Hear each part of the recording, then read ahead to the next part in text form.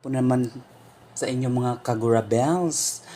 So, akita nyo naman may tinapay na naman tayo. Then, meron tayong strawberry jam. Then, alam nyo na ang coffee black natin.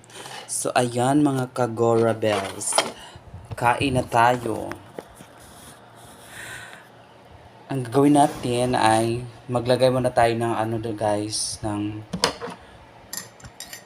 strawberry jam dito sa ating tinapay. Kunti na lang yung strawberry jam natin guys kasi kinakain ko talaga. Kinikilaw. Charot lang. So ayan, magkape na ba ang tanan dihang dapita? Nagkape na ba? O wala pa. Ayan guys, o mga unta o. Ayan guys, o ang strawberry jam. Guys, ulit na ako ni guys. Ano guys, o.